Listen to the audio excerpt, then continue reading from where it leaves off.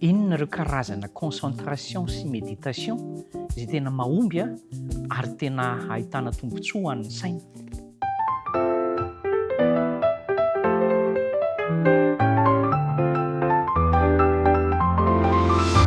Kopa-tanana ho anao ampifaliana ny arahantsika isaoran'Andriamanitra amin'izao tombom-potoana izao. Ao anatina lohahevi-dehibe anankiray isika momba ny Kristy sy ny fivavahana bodista, ary anasako anao mihitsy ny hahitanao izany ao anatin'ny fiarahana amin'ny soratra masina. Ny fanontaniana mipetraka hoe concentration na méditation. Matetika samy manana ny andraisany azy ny olona, hoe izao ny tena concentration tsara, izao ny tena méditation tsara, na hoe ilaina izany na tsy ilaina amin'ny fiainana. Ary amin'ny ankabeazan'ny olona moa ankehitriny dia tena tsy mieritreritra intsony hoe mbola ilaina izany, fa hoe mandeha amin'izao ny fiainana. Angataka amin'ny tompo isika, inona no ilaina? Na noho ny lalany manokana moa i Gautama na i Bouddha hoy isika. Ary satria tsy afa-po mihitsy tamin'ireo fampianarana izay voaraina izany, na tamin'ny alalan'ireo mpampianatra tao amin'ny hindoisme, na tamin'ireo manam-pahaizana sy manam-pahendrena tamin'izany fotoana, dia nisy fotoana izy araka ilay efa voambarantsika hoe nandiny tena, nanao fandinihan-tena teo ambanin'ny hazo anankiray lehibe, dia ny hazo Bodhi tany amin'ny toerana anankiray antsoina hoe Bodh Gaya. Ary voarakitry ny tantara eo nipetraka teo izy naharitra ela teo. Dia teo izany namolavolany zavatra, tsokevitra. Misy ny voalohany amin'ilay tsokevitra izany ilay hoe fahamarinana ambony anankiefatra. Dia misy ny faharoa izany ny hoe lalàna ambony na hoe lalana ambony valo.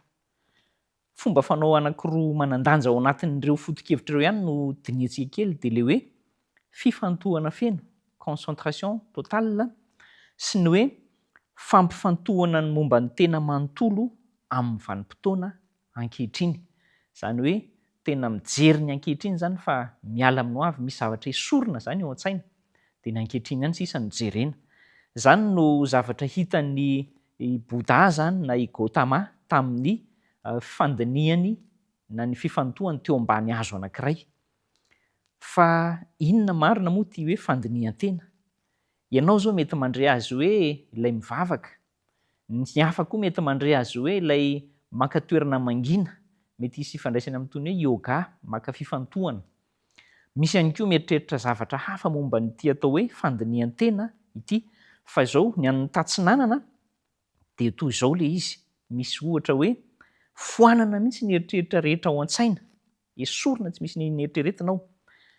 Dia eo ihany koa ohatra hoe zavatra tokana ihany no eritreretina. Dia eo ihany koa ny hoe fantoka amin'ny fiainana ao anatin'ny tontolo manodidina anao. Izany hoe izay tontolo iainanao manodidina eo izany. Dia miaraka amin'izay moa izany ny fisefoana lalana, ny respiration profonde. Izany rehetrarehetra izany zany dia hoe ilaina. Ary ny kristianina aza dia manaiky an'io farany io ilay hoe fisefoana lalana, satria ataontsika hoe ny momba ny vatana dia ilaina izany. Tena ilaina ny fisefoana lalina satria misy tombontsoa azo avy amin'izany. Fa izao ireo ilay karazana fifantohana izay nomenantsika teo ireo dia tsy mitovy amin'ny an'izay omen'i Kristy.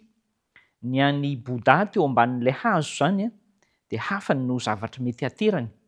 Fa ny an'i Kristy kosa dia izao, mikatsaka Kristy ny hamelona ny saintsika amin'ny tenin'Andriamanitra sy ny teny fikasan'Andriamanitra. Izany hoe tsy videna ho isika izany na foanana ny ao an-tsaina, fa fenoana fa saingy, fenoana ny tenin'Andriamanitra sy ny teny fikasana kosa, ary ny fitarihan-dalana avy any ambony. Izany no tokony ho amenoantsika azy. Jesosy Kristy ilay fahazavana, izy ny tompon'ny fahazavana ary izy no mampazava ny olona rehetra tonga eto amin'izao tontolo izao. Omeny maimaimpoana izany fahazavana izany ary mila mandray an'izany ny saiko sy ny sainao.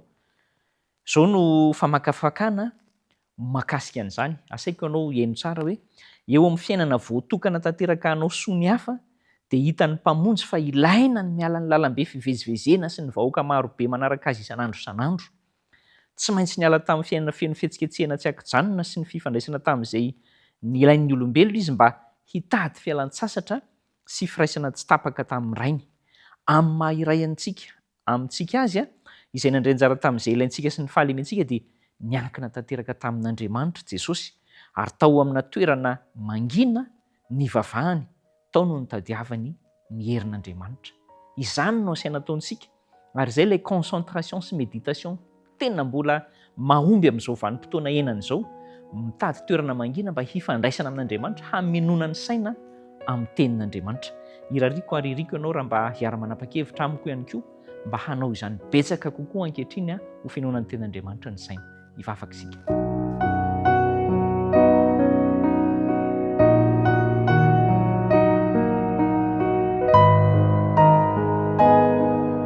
Raha eo misaotra indrindra fa toronao hevitra tsara izahay ny amin'ny fomba hifantohana sy izay haminona ny saina dia ny teny fikasana sy ny teny soratra masina ary ny fitaren'Andriamanitra.